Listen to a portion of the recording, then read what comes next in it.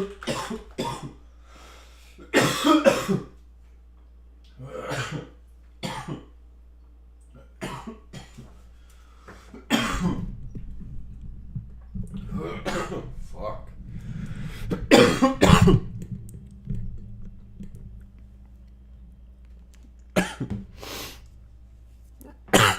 What's up, Jenny?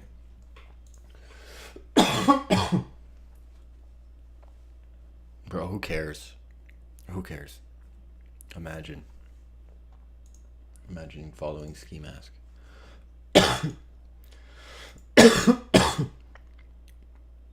Who cares, bro? Ooh.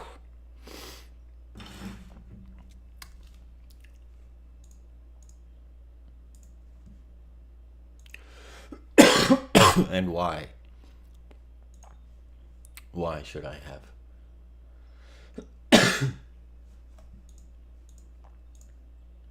Don't worry, I'll wait, bro. Don't worry, I'll wait.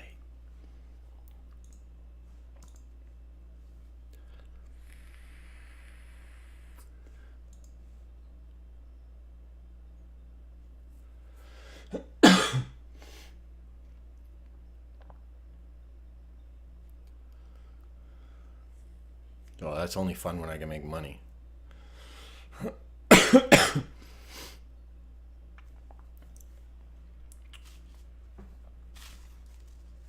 That's really the only use he's got for me, bro.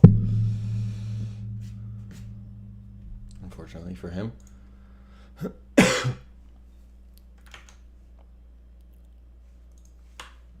You know, he really shouldn't have told all of his viewers about this channel, though. I mean, his viewers love boring streams where you just sit here. Oh, it's all good, Jenny.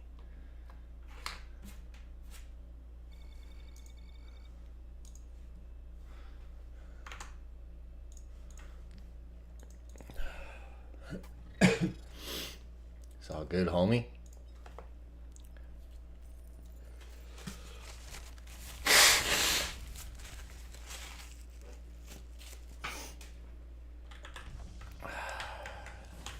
Poor guy. He's got enough problems.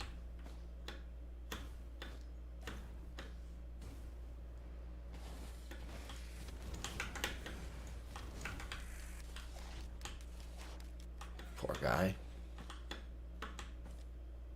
You should be busy feeling sorry for him.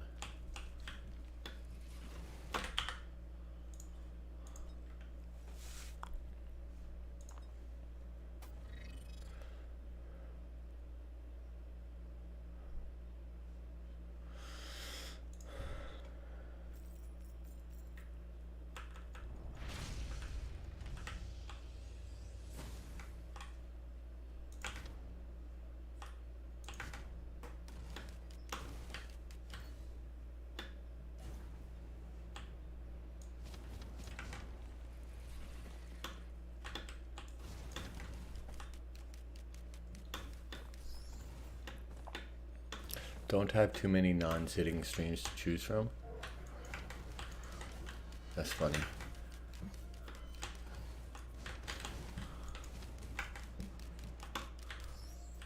Well, this is just literally for me and my homies. I don't try to promote this channel. Don't try to make this channel anything. Don't need this channel to be anything.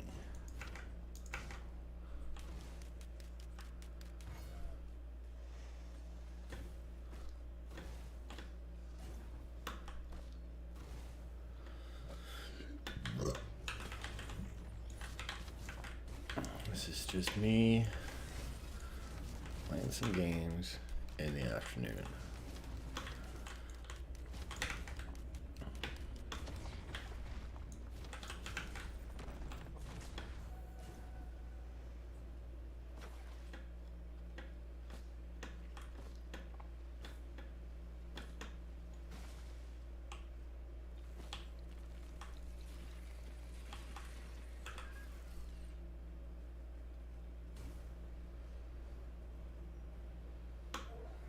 Where's the homies? A couple of them will probably pop in here and there. There's a few lurkers, I imagine.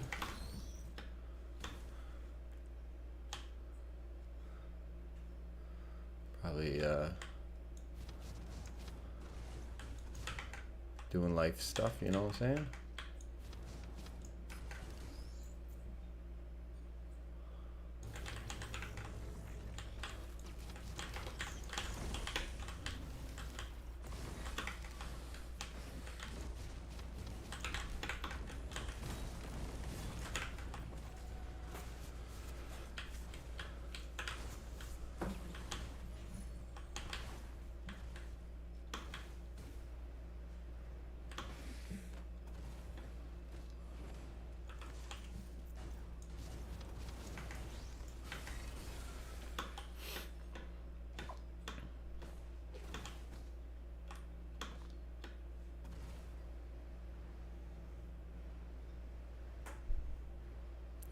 Off today. Nice. What do you do for work? Generally, I don't want to know like a company or anything. Just out of curiosity. It snowed. We have actual snow outside. So everything is all wet.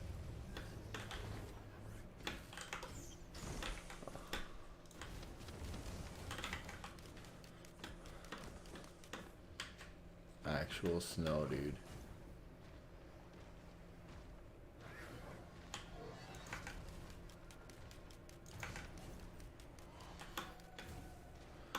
I hear Captain worked out and Jacob killed somebody overnight, I guess, allegedly.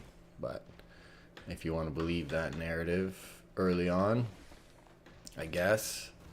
But Jacob definitely ran over somebody or something and damaged his vehicle, and IP2 saying vehicular manslaughter, but I mean, I guess they would, right? That's the most shocking out of all the possibilities, is that he actually killed a random bystander. So that would be, you know, ideal content. But whether or not there's actual truth to it has yet to be seen. I imagine LAPD and blah blah blah have all been made aware of the actions. What's up, Ray?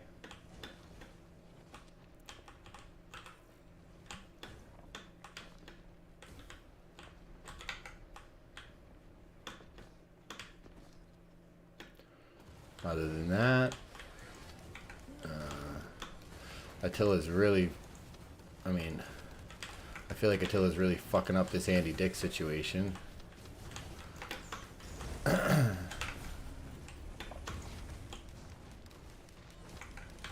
Like, should be fucking live right now, bud.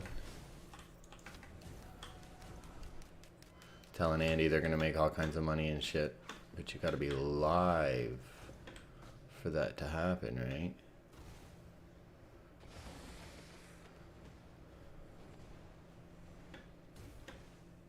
It's kind of the same shit as with Jewel, you know, he was gonna get Jewel into porn and they were gonna become, you know, chatterbait stars, this, that, and the next thing, and then he just randomly went live on Bitwave. And I feel like now they got Andy, and he's not really doing too much with him.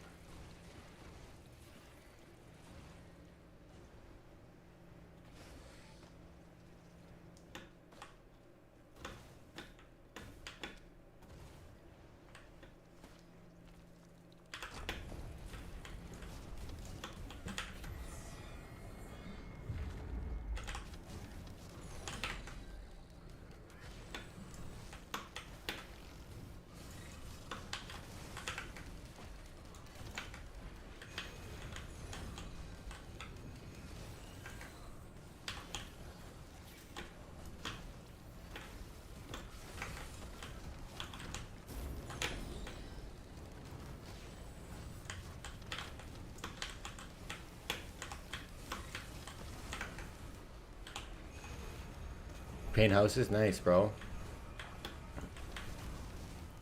That's a good gig once you've been doing it for a few years. I know some guys that do it and they get paid handsomely.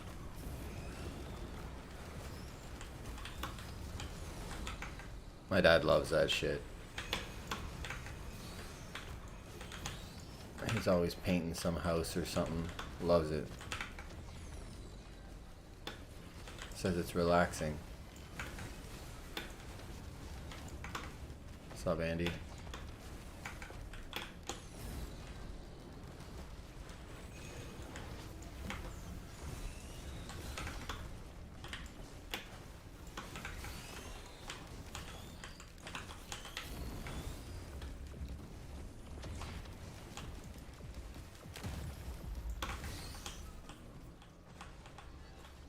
What's up, Beam?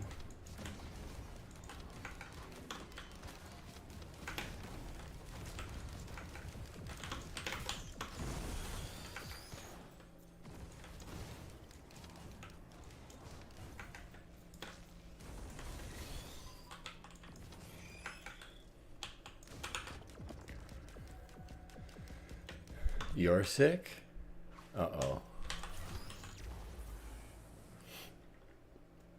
I'm like mostly over it, I think.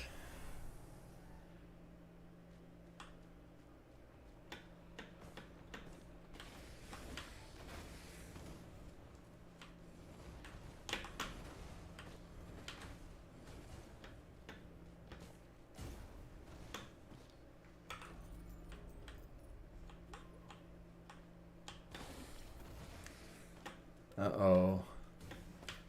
That's no fun. I just got over that.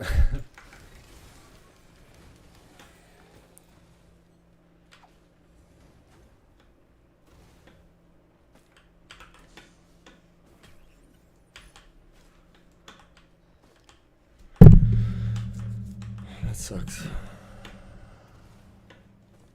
Well, I've been sick for like a week now.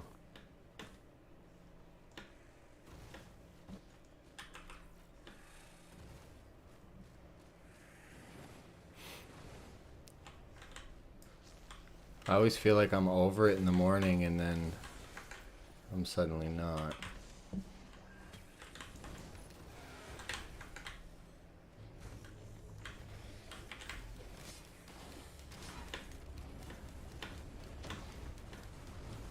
Mine was like the flu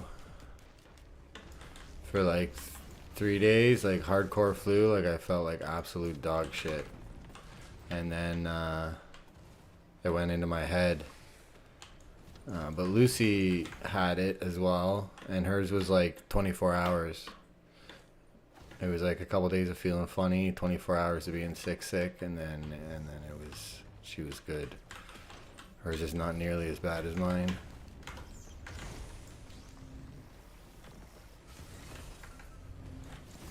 Mask mandate for transportation. Oh, that's cool.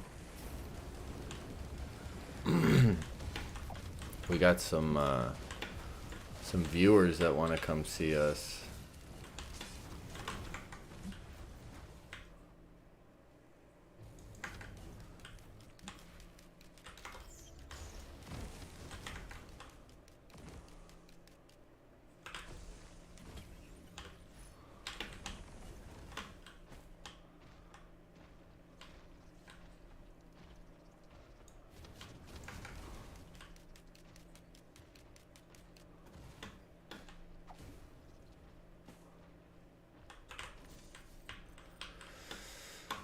I think we still have masks on trains and shit.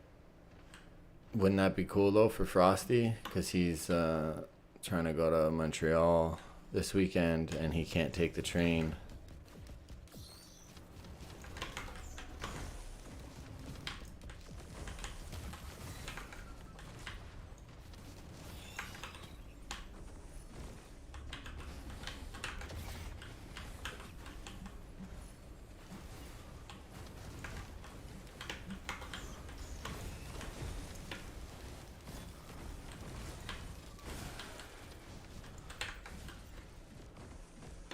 That's cool.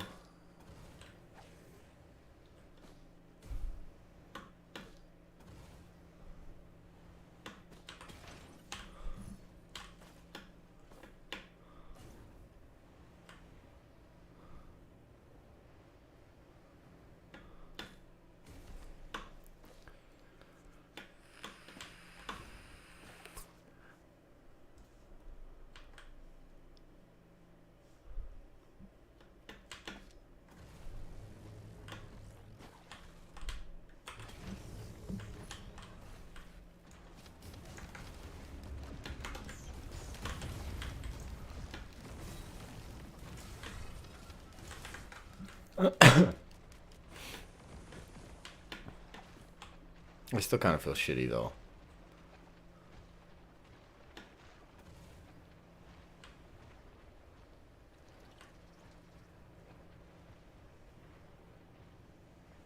Definitely think I'm still sick.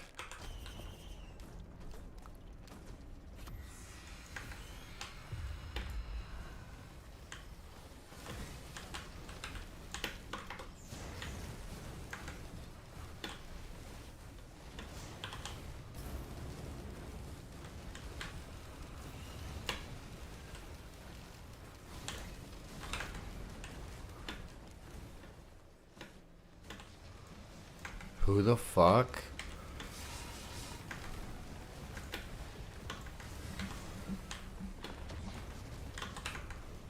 Wow, healed him right up, eh, bud?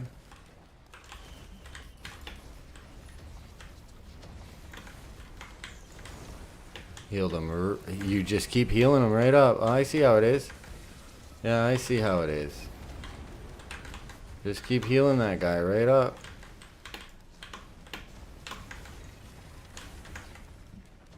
God damn, dude.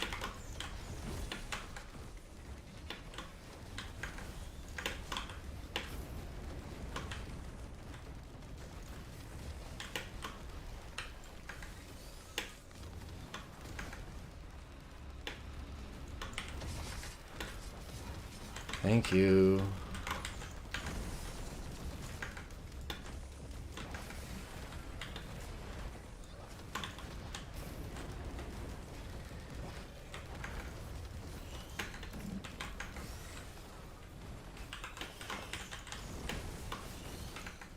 Your fourth COVID shot? Crazy. I haven't had one. And I haven't caught COVID yet. Knock on wood.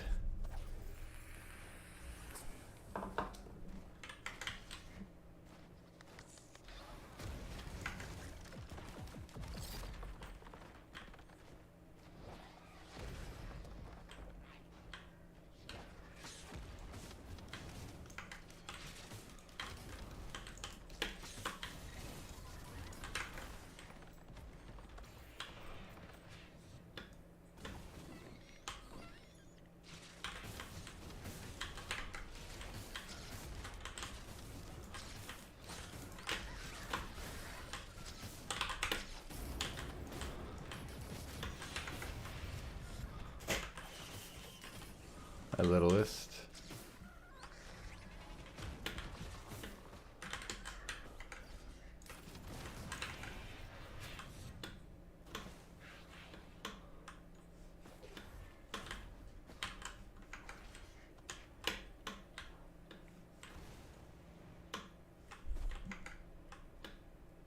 Yeah. Gotta do what you gotta do, Ray.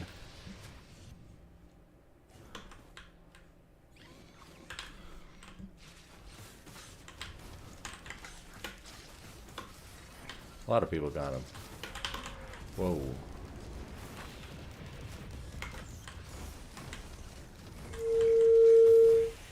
What was that? Did you guys hear that? Like I got some feedback in my fucking headphones? Holy shit. You heard that?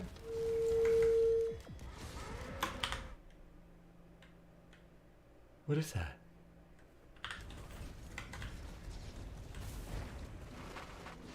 What the hell?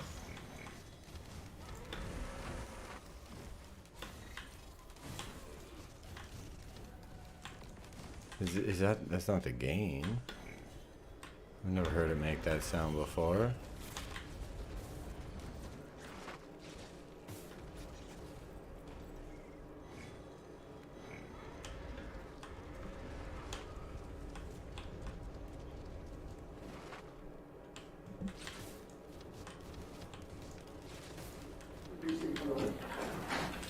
Oh, I know what that is.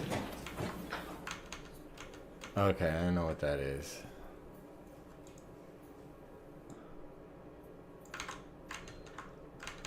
Sorry, my microphone was off. I'm sorry, Judy. I got it.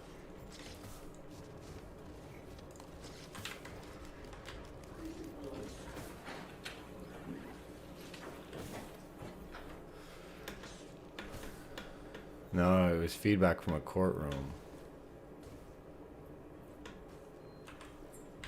Sorry, my microphone was off. I'm sorry, Judy. I got it.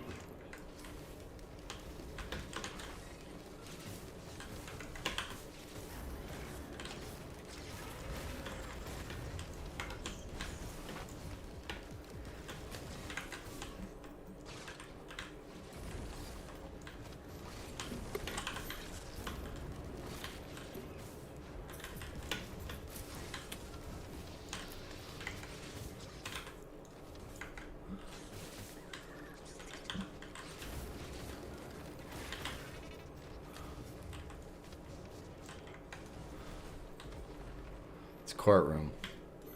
All right. I hope lunch went okay. All right, good. All right. Your next witness? Your Honor, we call Mr. John C. Depp. Johnny Depp's taking the stand. Good stand, sir.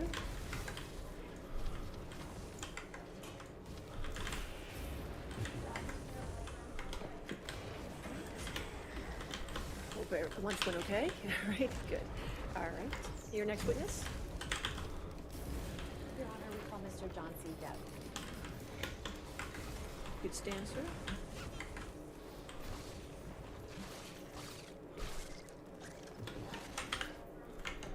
Okay. All right, yes, ma'am.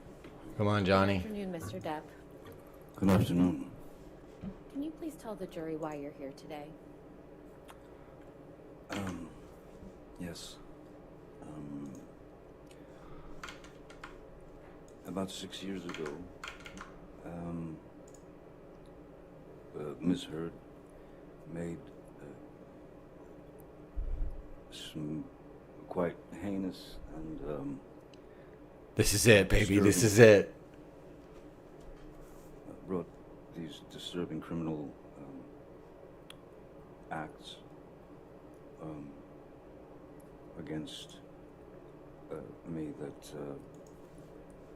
that were not based in any species of truth. It was a complete shock that it just didn't need to go in that direction, as nothing of the kind had ever happened. Though the relationship, there were arguments and things of that nature, but never did I myself reach the point of striking Miss Heard in any way, nor have I ever struck any woman in my life. And so at the time, because the news of this,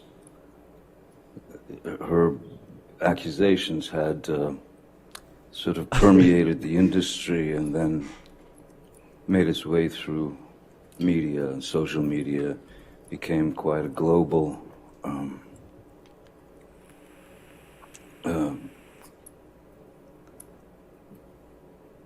let's say, quote unquote, fact, if you will.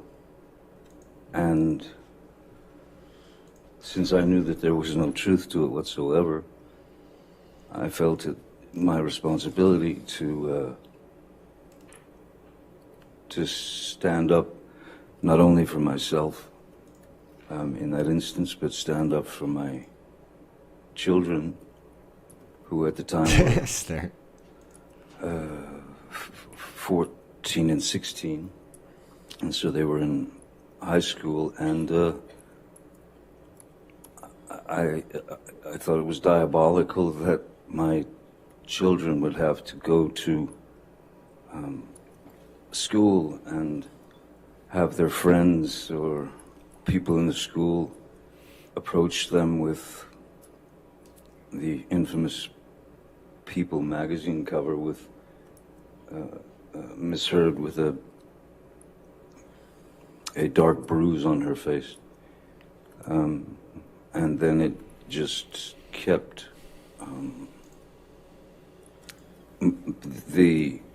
it kept multiplying. It just kept getting bigger and bigger. So it was my responsibility, I felt, to not only attempt to clear my name for the sake of, well, for many reasons, but I wanted to clear my children of this horrid thing that they were having to read about their father, which was untrue. And also, after many years of being in this industry,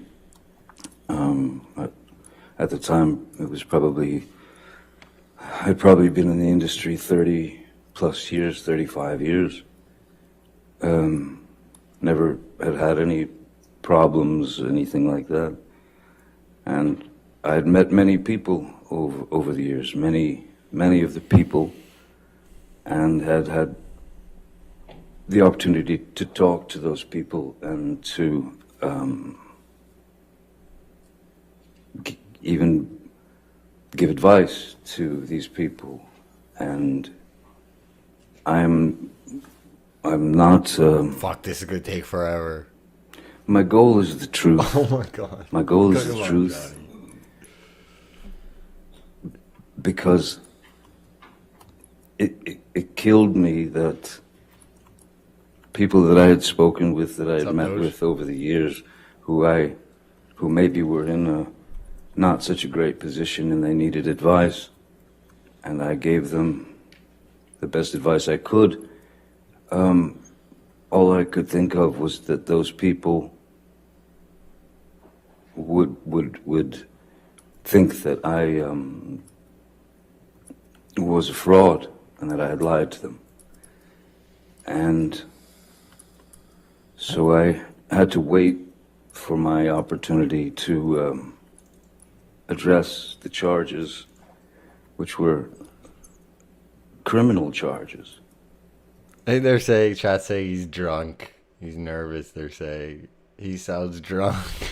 And they just weren't true. So I felt the responsibility of clearing the record as Maybe he just the only. maybe he'll get warmed up, man. Maybe he just needs to idle for a little bit, warm up the engine. I do think him talking slow and deliberately like this is favorable for him. Soft, slow, and deliberate. This is a large situation for him, and perhaps that's how he speaks. The only way that I could get to the point where I could speak has really taken this full 6 years. And it's been 6 years of trying times. It's very strange when one day you're Cinderella, so to speak, and then in 0.6 seconds you're Quasimodo. And I didn't deserve that, nor did my children, nor did the people who have believed in me for all these years. I didn't want any of those people to believe that I had done them wrong or lied to them or that I was a fraud. I'm gonna I cry. pride myself on honesty. I pride myself on truth. Truth is the only thing I'm interested in. Other lies will get you nowhere, but lies build upon lies and build upon lies. It's too much to cover. I'm obsessed with the truth, and so today is the first opportunity that I've been able to speak about this case in full for the first time. Mr. Depp, how do you feel about the intimate details of your life being aired in this process?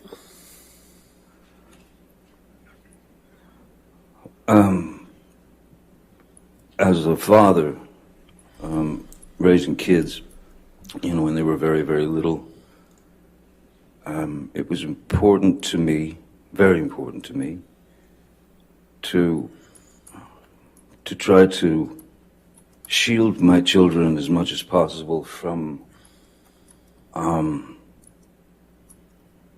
looking at their father or their mom, for that matter, Okay, as there, bud. Okay, Willy Wonka. novelties. I didn't want my children to experience hordes of paparazzis. So I was always a very private person. So for me to come up here and stand before you, or sit before you, all, Each and question's gonna take 10 minutes. spill the truth is quite exposing. And it's unfortunate that it's not only exposing for myself, it's exposing for my family, it's exposing for Miss Heard, it's exposing for, it never had to go in this direction. And so I can't say that I'm embarrassed, because I know that I'm doing the right thing.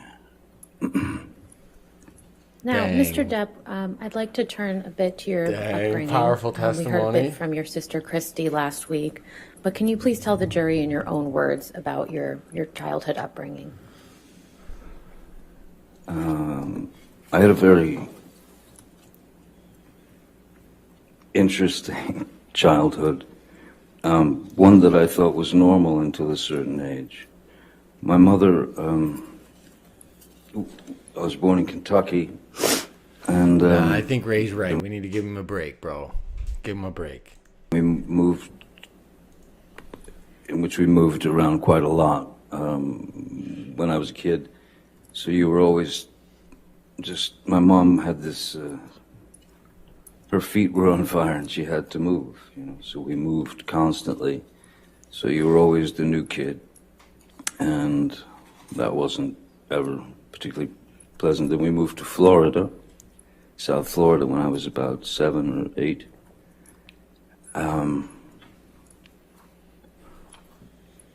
And again, moved several times. But my mother was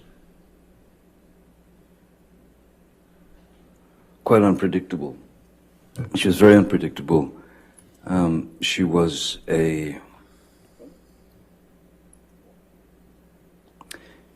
she had the ability to be as cruel as anyone can be with all of us. That is to say, my sister Christy and my brother Danny and my sister Debbie, and also my father. So,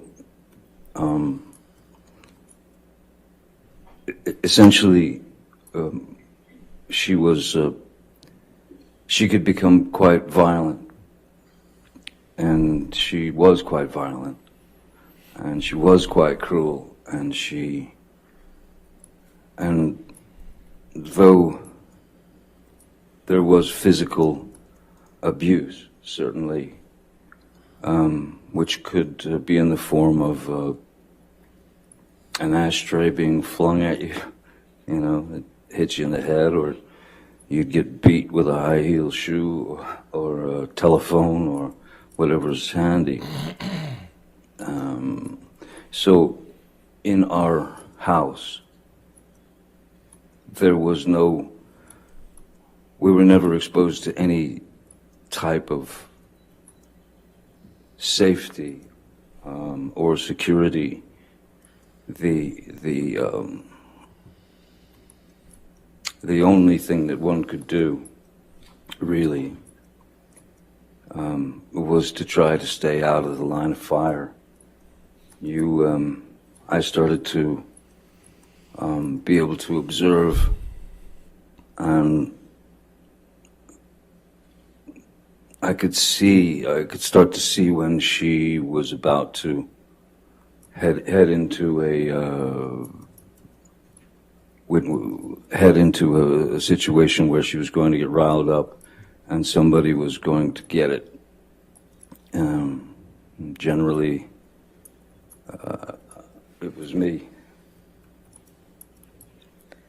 Mr. Depp, you mentioned that your mother could be cruel. How could she be cruel? The various categories, I suppose, there's physical violence, of course, there's physical abuse, to which she was, that was a constant. That was just a constant, you know. We were all somewhat shell-shocked, you know. Even if she just walked past us, you'd sort of shield yourself because you didn't know what was going to happen. Excuse me. And so there was the physical abuse, which was a constant.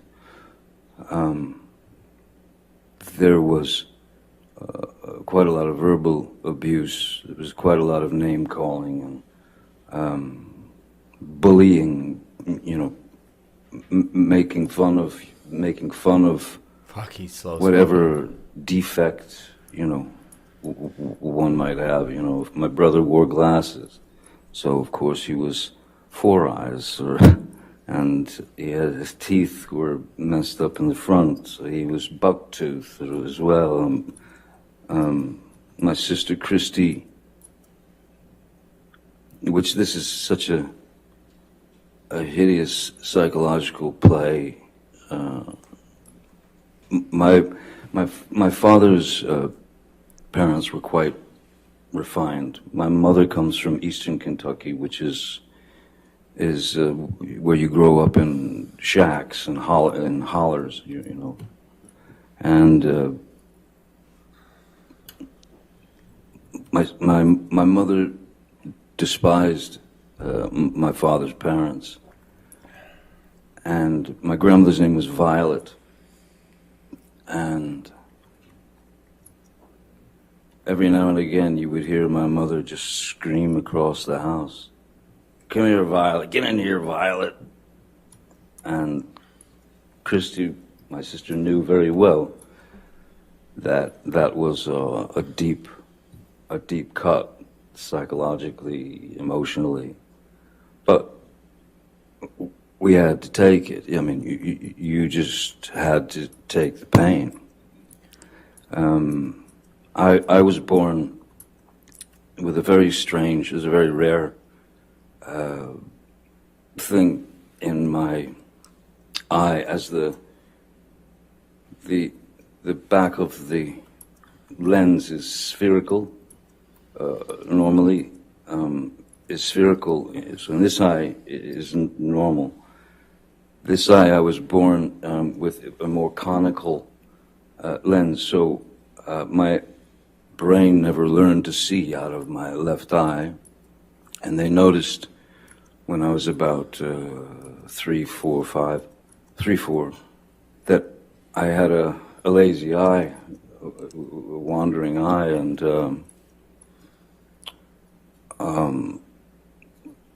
she would call me cockeye, one eye, anything. He's laughing. Anything she could get to demean, humiliate. I even had to wear an eye patch on my Sounds like Johnny's mom is IP too. good eye to strengthen my bad eye, so that it would cease to wander. It was exercising the muscles of the eye, though the brain had never learned to see. So I still, my vision in my left eye is, I'm legally blind in my left eye. But so yeah, the verbal abuse, the psychological abuse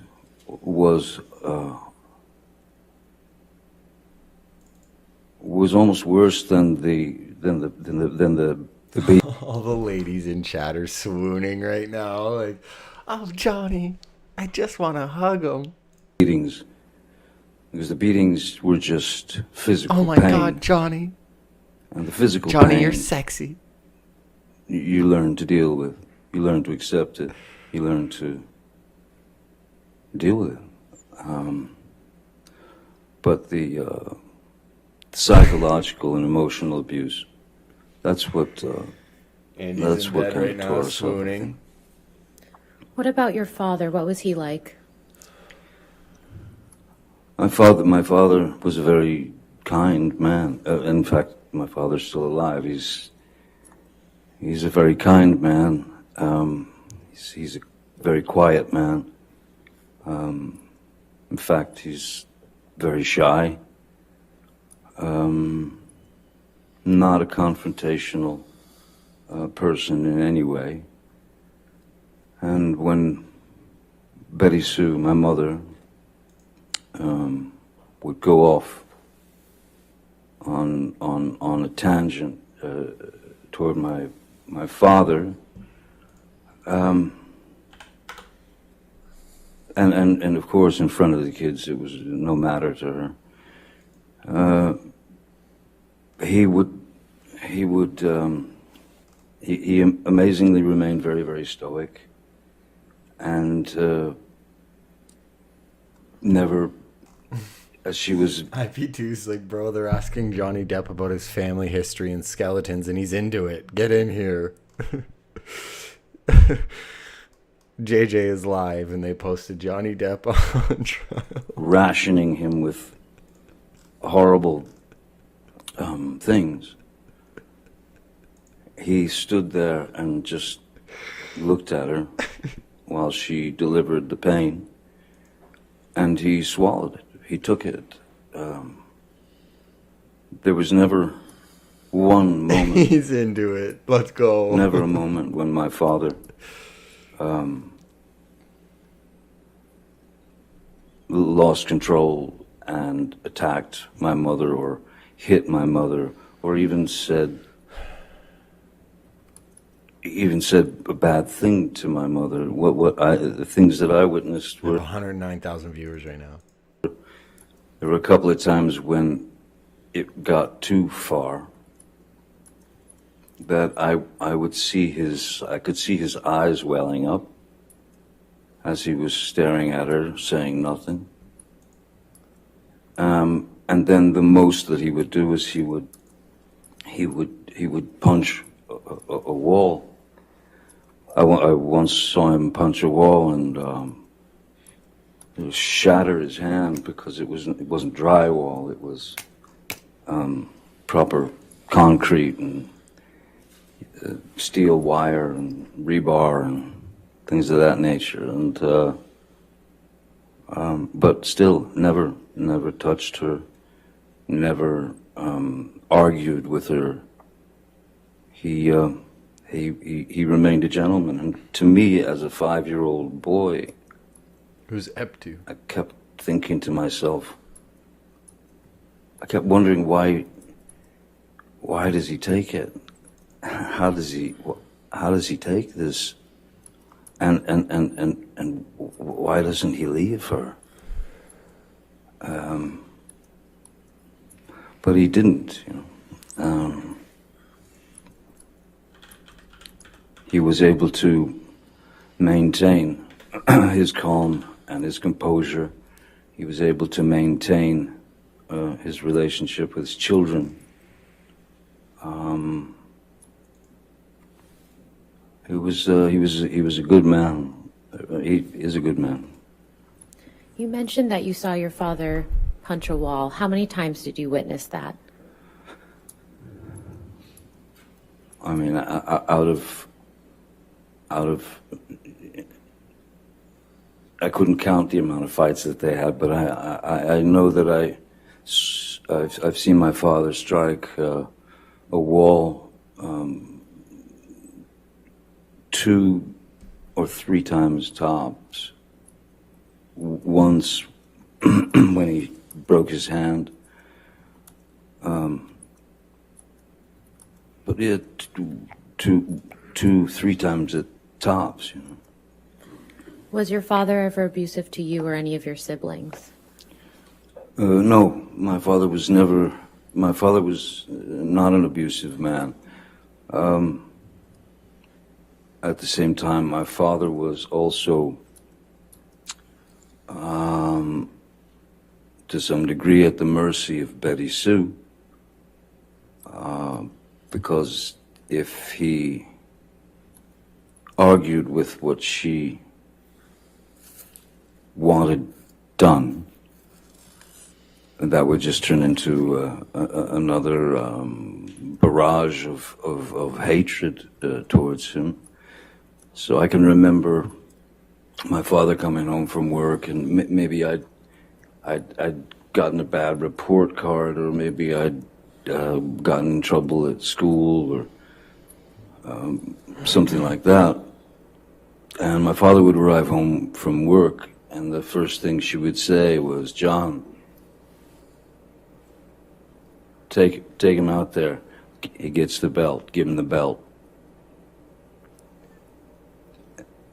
And he wanted to know what it was about, so he'd take me out to the garage, and I'll never forget this white, thick leather 1970s era, thick leather white belt that he would take off, and then he would commence to inflict the punishment on me. But interestingly, there was one time when my father,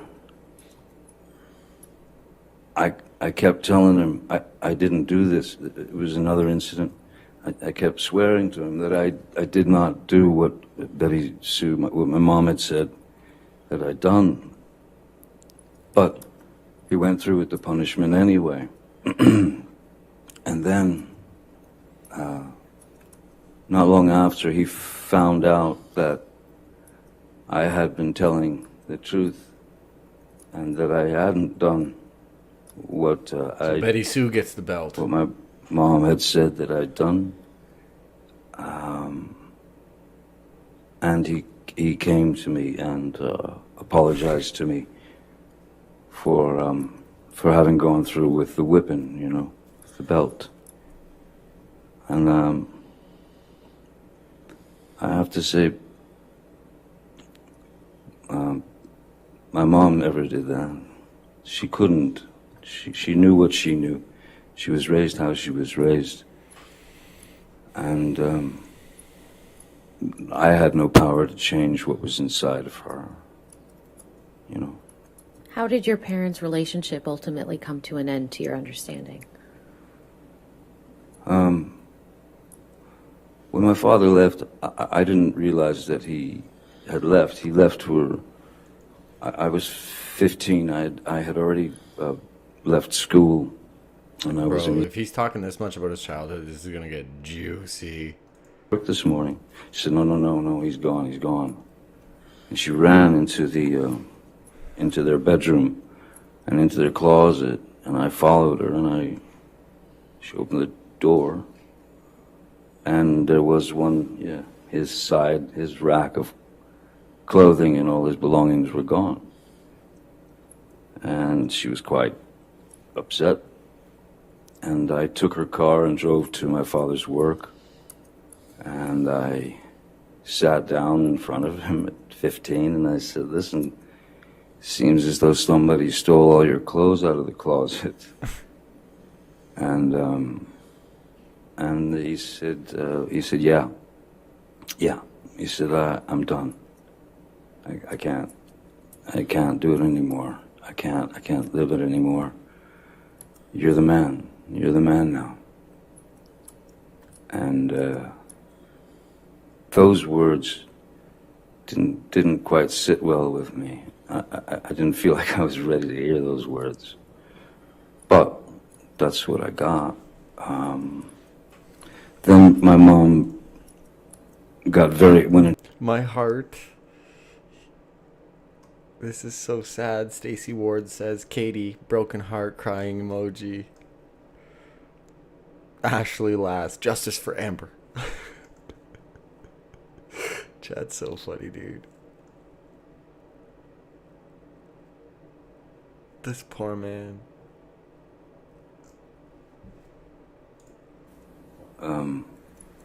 Like very feebly, and like almost, it was like a slow motion crawl. If I could stand up, I could show you just what I saw. Do you mind? No, you can stand up. Thank you. I saw my mother, you know, in that mode. So instantly, I knew that something was dreadfully wrong, and there's drool coming out of her mouth. And as I was about to run and call, the front door busted open, and my uncle and two paramedics came in and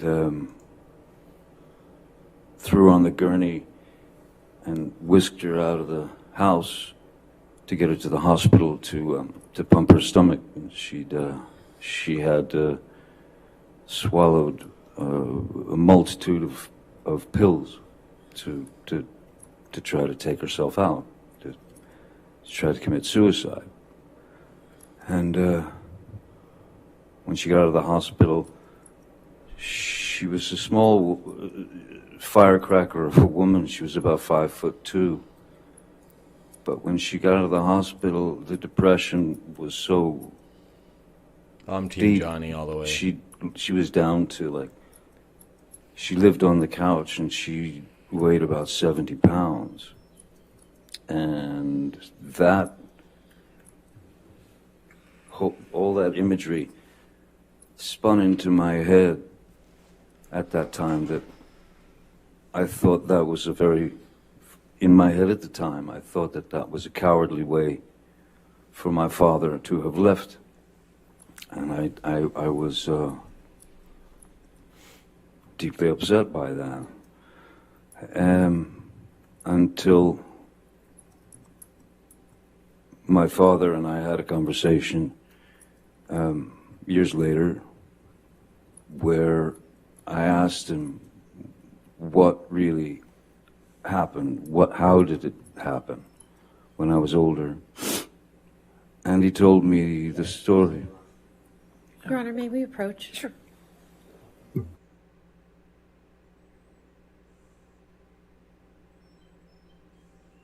I should be on Landon Tells for this.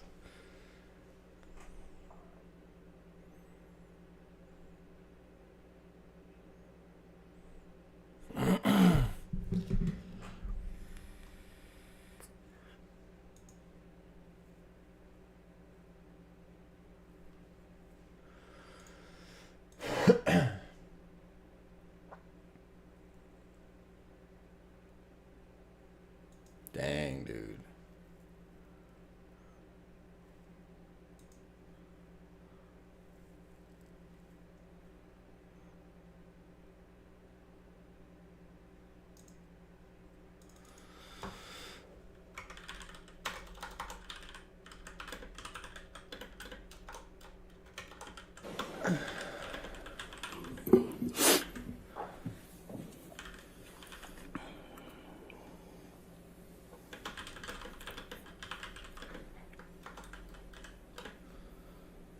Mr. Depp, how did you feel about your father when he left?